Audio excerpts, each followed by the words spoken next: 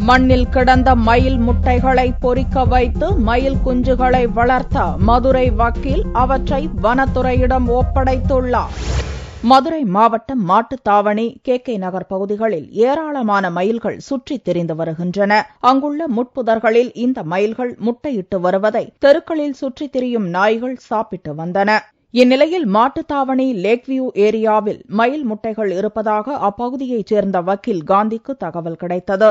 மண்ணோடு மண்ணாக போக இருந்த மயில் முட்டைகளை வக்கீல் காந்தி மற்றும் அவரது சக வக்கீல்கள் கைப்பற்றி வீட்டிற்கு எடுத்து வந்தனர். பின்னர் ஒரு பாத்திரத்தில் மணல் குவித்து அதன் மேல் முட்டைகளை வைத்து அருகே ஒரு குண்டு பல்பு ஒன்றை வக்கீல் காந்தி எரியவிட்டார். ஏற்கனவே அந்த முட்டைகள் அடைக்காக்கப்பட்டிருக்கலாம் என்றும் அதனால் குண்டு பல்பின் வெப்பத்தில் முட்டைகளிலிருந்து குஞ்சுகள் வெளிவந்ததாக காந்தி தெரிவித்தார். பின்னர் அடுத்தடுத்து 5 முட்டைகளிலிருந்து மயில் குஞ்சுகள் வெளிவந்ததாகவும் அதற்கு இங்க் பில்லர் மூலம் குளுக்கோஸ் கொடுத்து வளர்த்ததாகவும் அவர் கூறினார். லேக் ஏரியாவில் இருக்கிற என்னுடைய வீடு மற்றும் அலுவலகத்துக்கு அருகில 5 முட்டைகள் இருந்தது. ஒரு தேசிய பறவையினுடைய ஒரு இனத்தை காக்க வேண்டியது நமக்கு கடமை இருக்கு அப்படின்ற அடிப்படையில் நாங்க எங்களுடைய அலுவலகத்துக்கு கொண்டு வந்தோம்.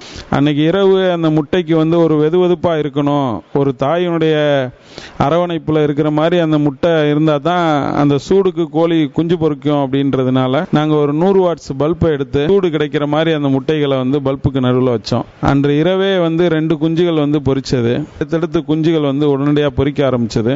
இப்போ இது ஒரு வாரம் 10 நாளா ஓரளவுக்கு நல்லா வளர்ந்துருக்கு.